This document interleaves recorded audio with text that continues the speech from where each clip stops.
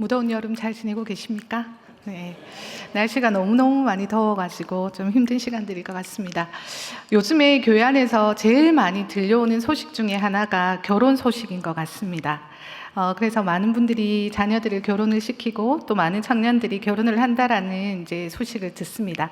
여러분들은 만약에 여러분들이 자녀나 아니면 여러분들이 다시 결혼을 할 수 있다면 어떤 사람을 선택하시겠습니까? 그 사람의 과거에 대해서 전혀 몰라도 상관이 없으시겠습니까? 그냥 그저 지금 있는 모습 그대로의 그 사람을 받아들일 수 있는 힘이 있으십니까? 오늘 성경 말씀을 보면서 묵상하면서 그 마음이 들었습니다. 묻지도 따지지도 않으시는 그 하나님의 사랑. 근데 저는 제 안에서 보니까 사람에 대한 선입견들을 좀 많이 가지고 있는 것 같더라고요. 그래서 요즘에 제가 스스로 노력하는 것은 사람에 대한 선입견을 좀 없애기 위해서 노력을 하고 있습니다. 예전에 그 사람을 경험했거나 그 사람에 대해서 들었던 그런 이야기들이 그 사람을 다시 경험하면서 겪어보기도 전에 이 사람은 이럴 거야 라는 그런 선입견에 빠져서 그 사람의 성장이나 그 사람의 변화에 대해서 인정하지 못하고 있는 저의 이기적인 모습들을 좀 보게 됐습니다. 그래서 요즘에 제일 많이 노력하고 있는 것이 제 안에 있는 선입견에서부터 떠나자, 좀 내려놓고 사람은 언제든지 변할 수 있고 그 사람이 누구를 만나느냐에 따라서 사람은 언제든지 달라질 수 있으니 그것들을 위해서 좀 많이 고민을 하고 있습니다. 오늘 우리가 함께 읽었던 이 본문의 말씀은 너무나 잘 알고 있는 말씀입니다. 묻지도 따지지도 않고 아브라함을 부르셨던 그 하나님, 그리고 그 하나님의 부르심에 묻지도 따지지도 않고 반응했던 아브라함의 내용들이 기록되어져 있습니다. 저는 지금 창세기에 대해서 이렇게 좀 다루고 있는데요. 너무 띄엄띄엄해가지고 잘 모르실 수도 있습니다. 저 혼자서 창세기를 이렇게 고민하고 또 묵상하면서 나누고 있는데, 창세기는 말 그대로 세상의 시작에 대해서 말씀하는 책입니다. 그래서 1장에서 11장까지는 큰 4가지의 사건, 천지창조, 선악과, 홍수, 바벨탑의 이 4가지의 사건들에 대해서 기록을 했다면 12장부터 50장까지는 이스라엘 민족에 대한 이야기가 시작이 됩니다. 그래서 아브라함, 이삭, 야곱, 요셉 이렇게 4족장에 대한 이야기로 기록이 된 책입니다. 하나님의 구원 역사가 아브라함을 부르시기 이전에는 전 인류를 대상으로 하나님께서 상대하셨다면, 아브라함을 부르시는 그때부터 온 인류의 구원 사역은 한 사람을 대상으로 해서 이루어지기 시작을 했습니다. 그래서 믿음의 조상이고 이스라엘의 어떤 나라의 시초가 되고 우리의 믿음의 모든 본이 되어지는 그 아브라함을 부르시는 이 부르심은 우리에게 있어서 굉장히 중요한 사건들 중에 하나라고 얘기할 수 있습니다. 하나님께서는 먼저 아브라함을 부르실 때 아브라함에 대해서 묻지도 따지지도 않고 부르셨습니다. 성경을 많이 읽어보셨을 거고 또 아브라함에 대한 이야기들을 많이 들어보셨을 겁니다. 근데 아브라함이 하나님의 부르심 이전에 어떤 삶을 살았는지는 성경 어디에도 기록되어 있지 않습니다. 하나님이 어떻게 해서 아브라함을 인류 구원 역사의 그 시초로, 그 한 사람을 시작으로 이 인류를 구원할 계획을 세우셨는지 그 아브라함에 대한 이야기는 성경 어디에도 기록되어져 있지 않습니다. 오직 하나님의 그 부르심 이후에 대한 아브라함의 사건들만이 기록되어져 있을 뿐입니다. 이것이 어떤 의미일까요? 저는 그냥 성경을 읽을 땐 잘 몰랐는데 말씀을 다시 묵상하고 생각하면서 하나님의 부르심은 우리의 과거가 결코 중요하지 않구나라는 생각들을 하게 되었습니다. 아브라함이 그 전에 어떻게 살았는지 우리는 알 수가 없습니다. 그러나 여호수아서 24장 2절에서 3절을 보면 여호수아가 모든 백성에게 이르되 이스라엘 하나님 여호와께서 이같이 말씀하시기를 옛적에 너희의 조상들 곧 아브라함의 아버지 나홀의 아버지 데라가 강 저쪽에 거주하여 다른 신들을 섬겼으나 내가 너희의 조상 아브라함을 강 저쪽에서 이끌어내어 가나안 온 땅에 두루 행하게 하고 그의 씨를 번성하게 하려고 그에게 이삭을 주었다라고 기록이 되어져 있습니다. 그 전에 아브라함에 대한 기록은 그저 아브라함은 아버지가 데라였고 사레와 결혼을 했고 사레는 불임이었고 하란에서 살았다. 이 정도의 아주 평범한 신상에 대해서밖에 기록이 되어져 있지 않습니다. 근데 여호수아서의 이 기록을 보면 그 하란이라는 그 땅, 그리고 아브라함의 아버지였던 데라는 우상을 섬기던 사람이었다라고 기록이 되어져 있습니다. 아브라함이 어떤 믿음을 가지고 있었는지, 아브라함이 우상을 섬겼는지 안 섬겼는지, 아브라함이 어떻게 하나님을 섬기고 있었는지, 얼마나 위대한 사람이었는지, 리더십이 있었는지, 그가 무슨 일을 했었는지 성경은 전혀 기록되어져 있지 않습니다. 오직 하나님께서 그를 부르신 그 부르심에서부터 아브라함에 대한 기록들이 되어져 있습니다. 그래서 이 인류 구원의 그 역사를 시작하는 그 최초의 그 인물 아브라함은 그 전에 어떤 사람이었었는지 우리는 알 수 없습니다. 그러나 하나님께서는 그를 부르신 이후에 그를 이 온 인류의 믿음의 조상으로, 이스라엘 민족의 시조로 그를 세우셨습니다. 하나님께서는 우리를 부르실 때 우리의 과거에 대해서 관심이 없으십니다. 내가 얼마나 많은 업적들을 행했고, 내가 얼마나 많은 능력들이 있었고, 내가 얼마나 부끄럽게 살았고, 내가 얼마나 가진 것이 없고, 내가 얼마나 하찮은 사람인지 하나님은 그것에 관심이 없다라는 것입니다. 하나님의 관심은 오직 내가 너를 부른 그 지금부터, 내가 너를 불러낸 그 시점부터의 관심을 가지고 있다라는 것입니다. 우리는 어떤 부르심 앞에서 늘 이야기합니다. 내가 그렇게 할 수 없어요. 나는 그런 사람이 안 됩니다. 나는 능력이 부족합니다. 나는 아닙니다. 그리고 내가 어떤 사람인데 내가 그 일을 한다고요? 우리는 스스로 우리 자신들에 대해서 스스로 평가하고 나아갑니다. 그리고 누군가를 선택하고 누군가와 함께 동력할 때 우리는 늘 그 사람이 지금까지 어떤 일을 행해왔는지가 우리에게는 굉장히 중요한 잣대가 됩니다. 근데 하나님은 그것이 다 필요 없다라고 말씀하십니다. 그저 내가 너를 있는 그대로, 내가 너를 선택하여 불렀나니 너는 내 것이다 라고 말씀하고 계십니다. 그래서 하나님 앞에서의 우리의 삶은 지금까지 내가 어떻게 살아왔느냐는 중요하지 않습니다. 하나님의 부르심 이후, 하나님을 만난 이후, 하나님을 예배하기로 작정한 그 이후에 우리의 삶이 훨씬 더 중요하다라는 겁니다. 그래서 고린도후서 5장 17절은 이렇게 말합니다. 이전 것은 지나갔으니 보라 새 것이 되었도다. 하나님 안에서, 예수 그리스도 안에서 우리의 이전의 삶은 중요하지 않습니다. 내가 얼마나 많은 성공을 했건, 얼마나 많은 실패를 했건, 내가 얼마나 많은 걸 누렸건 부족했건 상관이 없습니다. 지금 그 이후에, 여호와를 만난 그 이후에 새로운 삶을 시작한 새 것이 된 내 삶이 너무너무 중요하다라는 겁니다. 그래서 지금까지 내가 어떠한 삶을 살아왔건, 나의 과거가 어땠건, 나의 어린 시절이 어땠건, 나의 결혼 생활이 어땠건 중요하지 않다는 겁니다. 하나님이 부르셨던 그 부르심 안에서 우리는 새 것으로, 새 사람으로 새로운 출발이 가능하다는 겁니다. 하나님은 더 이상 우리에게 우리의 과거에 대해서 연연해하지 않습니다. 그리고 불안해하지 않습니다.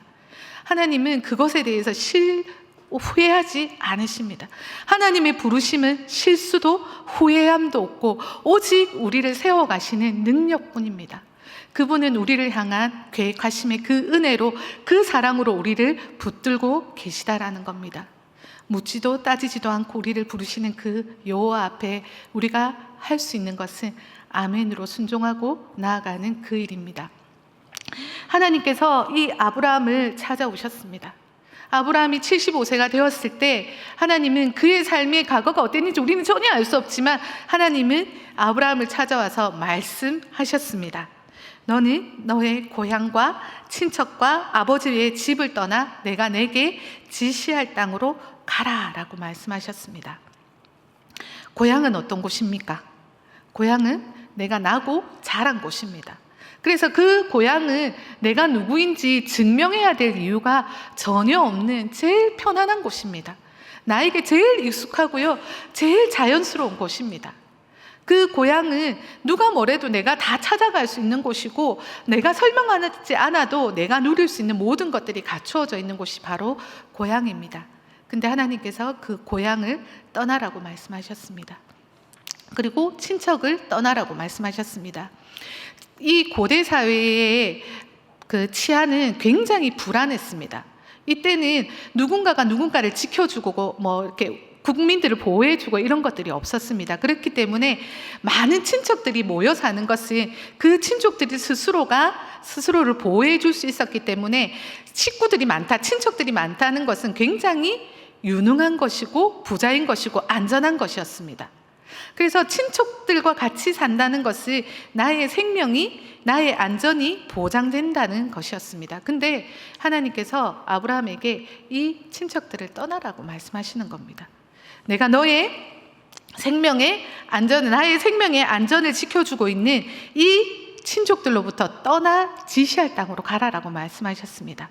그리고 아버지의 집을 떠나라고 말씀하십니다. 나의 가장 가까운 가족이고 혈연관계를 끊고 나의 힘이고 나의 시작이었던 그 모든 것을 끊고 하나님이 말씀하시는 곳을 향해 나아가라고 얘기합니다. 나에게 주어져 있던 가장 안전한 곳, 내가 가장 편안하게 누릴 수 있는 곳, 내가 가장 자연스럽게 제일 많은 것들을 할 수 있는 나의 고향과 친척과 아버지의 집을 떠나서 내가 지시하는 땅으로 가라라고 하나님께서는 말씀하셨습니다. 어떠한 생명의 보장도 없고 어떤 길을 가야 되는지, 누구를 붙여줄 것인지 어떤 지도도 한 장 주지 않고 하나님께서는 말씀하셨습니다. 이때 아브라함의 나이가 75세였습니다. 75세의 이 나이는 중년기를 넘어선 나이다라고 얘기를 할 수 있습니다. 그래서 이때는 뭔가 새로운 일에 도전해야 되는 나이가 아니라 이제는 누리고 안정을 취해야 되는 그런 나이입니다. 그런 아브라함에게 이제는 모든 것들을 누릴 수 있고 이제는 재산도 좀 많고 가족들도 늘었고 종들도 우리 집 주변에 너무나 많아서 이제는 사는데 하나도 불편함이 없고 너무너무나 자연스럽고 더 많은 것들을 누릴 수 있는 이때에 하나님께서 아브라함을 찾아오셔서 이 모든 것들을 두고 떠나라고 말씀하셨습니다. 진짜 너무너무 힘들지 않을까요?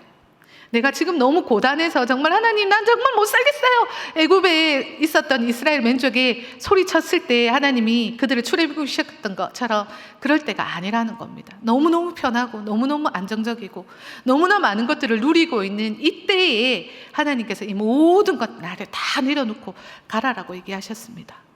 내가 너무 젊고 너무 패기가 있어가지고 뭐 한 번쯤 도전해볼 수 있다, 이 나이도 아니었습니다.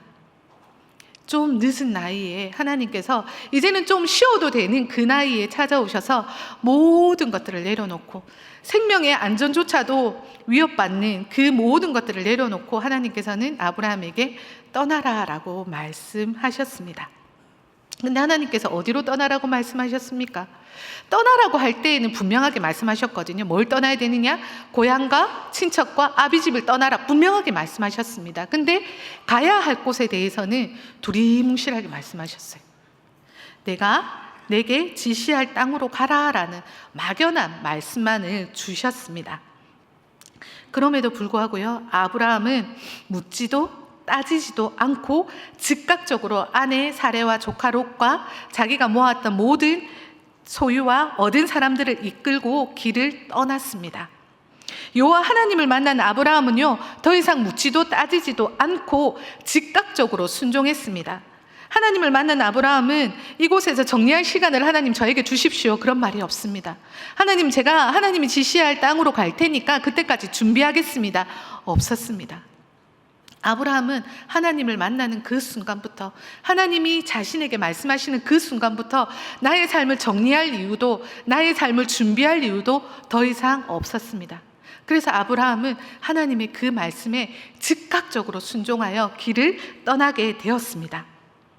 히브리서 11장 8절은 믿음으로 아브라함은 부르심을 받았을 때에 순종하여 장래 유업으로 받을 땅에 나아갈 때 갈 바를 알지 못하고 나아갔다라고 얘기하고 있습니다. 하나님께서 아브라함에게 지시하셨을 그때에 아브라함은요, 이제 내가 어디로 가야 되겠다 알고 떠난 게 아니라는 겁니다. 그래서 뭔가 준비하고 계획하고 하나님 말씀하시면 한 걸음을 떼겠습니다가 아니었습니다. 그저 떠나라는 그 말씀에 순종해서 그는 갈 바를 알지 못했지만, 어디로 가야 할지 알지 못했지만 그 걸음을 떼기 시작했습니다. 아브라함 혼자서만 그 길을 간 게 아닙니다. 아내 사레와 조카 롯과 그리고 많은 얻은 사람들, 많은 종들을 데리고 그 길을 떠났습니다. 그리고 그가 도착한 곳은 바로 가나안 땅이었습니다. 하란에서 가나안까지의 그 거리는 보통 480km 이상 정도 된다라고 얘기를 합니다. 그래서 저는 좀 촌사람이어가지고 어디서부터 어디가 제일 먼지 몰라가지고 인터넷 검색을 했습니다. 제가 알고 있는 남한에서의 제일 끝 임진각부터 시작해서 남한에 있는 제일 끝 땅끝 말까지를 검색을 해보니까 딱 480km 이상이 됐습니다. 자가용으로 자동차로 쉬지 않고 운전해서 가면 6시간 이상이 걸리는 곳이 한 480km 정도 되는 거리였습니다. 근데 아브라함의 식솔들을 데리고 그 480km를 매일 걸어서 간다고 생각해 보십시오. 몇 날 며칠이 걸릴지 모르는 것, 그리고 그 가는 중간중간에 아주 좋은 펜션이 있는 것도, 호텔이 있는 것도, 뭐 기숙할 만한 곳이 있는 것도 전혀 아닙니다. 그 많은 식솔들을 이끌고 걸어가면서 밤이 지면, 해가 지면 텐트를 치고 거기서 살고, 또 해가 뜨면 걸어가야 되는 그곳이 맞는지 아닌지도 불확실한 가운데서 하나님이 아니라고 말씀하시지 않으시니 그 길이 맞나 보다 하고 그 480km의 그 길을, 그 식솔들을 이끌고 걸어갑니다. 얼마나 위험했겠습니까? 많은 무리의 사람들이 그 길을 지나가고 많은 무리의 사람들이 그 길을 걸어갈 때 그 주변에 살고 있던 사람들로부터 어떠한 위협을 당했겠습니까? 어떤 수많은 짐승들로부터 어떤 생명의 위협을 느꼈었겠습니까? 그럼에도 불구하고 아브라함은 그 길을 떠났습니다. 누군가의 눈에서 보면 편안하고 안락한 그 하란의 삶을 두고 왜 어디로 가야 될지도 모르고 거기 간다고 뭔가 보장되어 있는 것도 아닌 그 길을 떠나는 그 아브라함이 얼마나 무모해 보였겠습니까? 그러나 그 길을 떠난 아브라함은 믿음으로 반응했던 것입니다.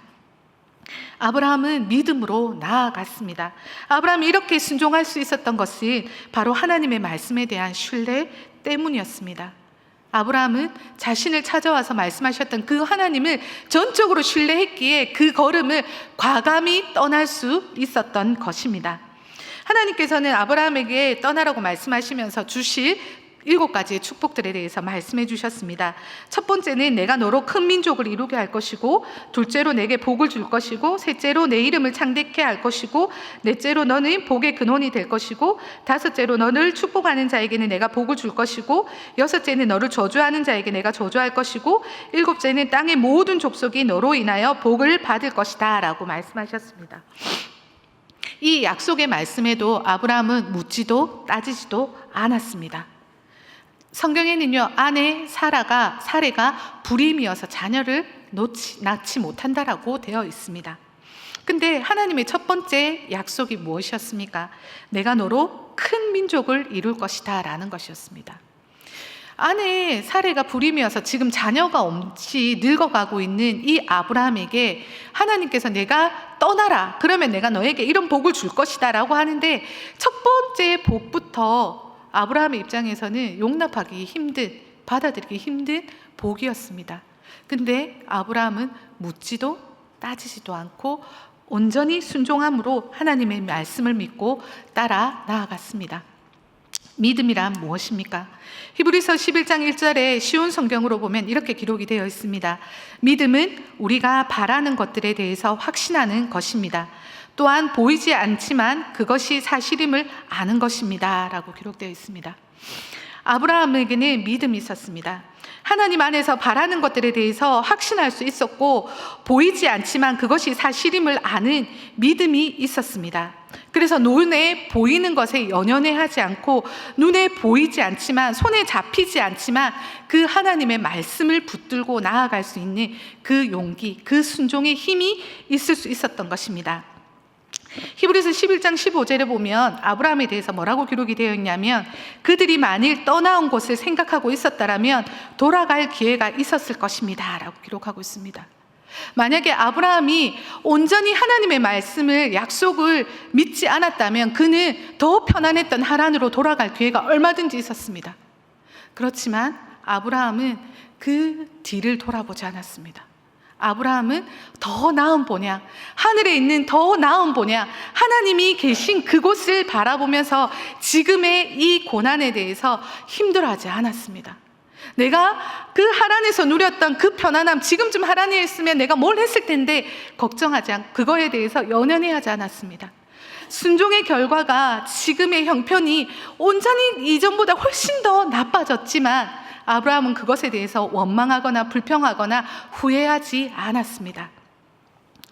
아브라함은요, 하나님이 말씀하신 그 믿음을 가지고, 말씀에 대한 믿음을 가지고, 하나님에 대한 말씀에 대한 그 신뢰를 가지고 하나님의 말씀하시는 곳을 향해서 한 걸음 한 걸음 한 걸음 나아갔습니다. 그래서 이전보다 세상의 눈으로 보면 너무 형편없고 너무 무모하고 너무 어리석은 짓이지만 그는 그 안에서 하나님의 부르심에 대한 기쁨으로 그 걸음들을 걸어갈 수 있었습니다. 그래서 그들이 도착한 곳은 가나안 땅이었습니다. 근데 그들이 도착했을 때 그 가나안 땅에는 이미 가나안 족속들이 살고 있었습니다. 하나님께서 말씀하시는 그곳을 향해 나아갔지만 하나님께서 그 땅을 너희 자손에게 줄 것이다, 너에게 줄 것이다 라고 약속해 주셨지만 그 약속의 말씀을 믿고 나아갔던 그 땅에서는 이미 다른 족속들이 살고 있었습니다. 그때 하나님께서 아브라함에게 다시 찾아오셨습니다. 그리고 아브라함에게 다시 한번 확신의 말씀을 주셨습니다. 이 땅을 내 자손에게 주겠다라는 말씀의 그 확신을 시켜주셨습니다. 순종함으로 믿음을 가지고 나왔지만 아무것도 보이지 않고 오히려 이전보다 더욱더 힘든 이 시간에 하나님께서 그 아브라함을 찾아와서 만나주셨던 그 순간은 아브라함에게 이루 말할 수 없는 힘과 확신과 기쁨과 능력이 되어졌을 겁니다. 하나님은요, 우리가 하나님의 말씀에 순종하고 나아갈 때 때때로 내가 나아가고 있는 길이 맞는지 모르고 정말 너무나 어렵고 헷갈리고 정말 하나님이 혹시나 이 순종의 결과에 침묵하고 계신 것이 때로는 두려울 때가 있습니다. 그러나 하나님은 가장 적당할 때 우리를 찾아오셔서 우리에게 확신을 주시는 분이십니다. 하나님이 내가 지금 걸어가고 있는 그 길이 하나님께서 아무 말씀도 없으시고 내가 광야에 내몰려 있는 것 같고 너무 두렵다 할지라도 걱정하지 마시고 하나님이 노라고 말씀하지 않으신 이상 그 걸음들을 걸어보십시오. 가장 적당할 때에 하나님께서 우리를 찾아오셔서 우리에게 가장 강력한 확신을 주시고 그 걸음들을 뗄 수 있도록 인도해 주실 겁니다.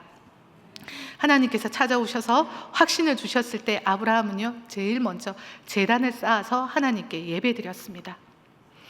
아브라함이 제단을 쌓았다라는 그 의미는 하나님의 그 약속, 이 땅을 내 자손에게 줄 것이라는 그 말씀에 대한 굳은 믿음을 확신시키는 시간이었습니다. 그리고 하나님께 대한 감사의 표현이었습니다. 그리고 아직은 이 땅이 내 땅이 아니지만 앞으로 이 땅을 하나님께서 우리에게 주실 것이라는 그 믿음의 확증을 찍는 표시였습니다. 근데 그 제단을 어디에서 세웠다라고 얘기하냐면 여호와께 제단을 쌓았다라는 표현들이 2번이나 반복되어져서 나옵니다. 아브라함은요, 여호와께 제단을 쌓아 예배를 드렸습니다. 이 말의 의미는 아브라함의 중심은요, 자기 자신이 아니었습니다. 나의 행복, 나의 유익, 나의 즐거움, 나의 편함이 아니었습니다. 아브라함의 중심은요, 오직 여호와 하나님께 맞춰져 있었습니다. 그래서 오직 여호와 하나님 중심의 삶을 살았기에 그는 눈에 보이지 않지만 그 너머에 있는 그 일을 이루실 여호와 하나님을 바라보며 확신할 수 있었던 것입니다. 그렇게 그는 제단을 쌓고 하나님께 예배를 드렸고 다른 그 어떤 이름도 아닌 여호와의 이름을 부를 수 있었던 것입니다. 하나님은 그 믿음을 의로 받으셨습니다. 그렇기 때문에 아브라함은 우리의 위대한 믿음의 조상이 될 수 있었습니다. 상식적으로 우리가 생각해 보면 아브라함의 나이 75세에 새로운 도전을 한다는 것은 굉장히 무모해 보이기도 합니다. 그러나 성경을 읽어보면 나이는 숫자에 불과하다라는 이야기들을 깨달을 수 있습니다. 하나님이 예레미야를 찾아가서 선지자로 부를 때 예레미야의 반응은 저는 너무 어립니다. 저는 아이여서 안 됩니다 였습니다. 80세 된 모세를 찾아가서 하나님이 부르셨을 때 모세의 대답은 너무 늦었습니다. 난 나이가 너무 많습니다 였습니다. 그러나 하나님의 부르심에는 가장 적당할 때, 가장 좋을 때 우리를 부르신다라는 겁니다. 하나님은요, 우리의 나이에 상관하지 않습니다. 우리의 능력에 상관하지 않습니다. 하나님의 부르심은 그저 하나님의 뜻에 순종하는 그때가 제일 적당할 때라는 겁니다. 너무 늦은 때도 없고요, 너무 이른 때도 없습니다. 너무 준비되어져 있지 않을 때도 없고요, 나는 준비가 되었습니다. 다 필요 없습니다. 오직 여호와의 부르심은 가장 적당할 때에 가장 정확하고 분명하게 우리를 부르십니다. 여기에 우리의 반응은 아브라함처럼 즉각적으로 순종하는 것밖에 없습니다.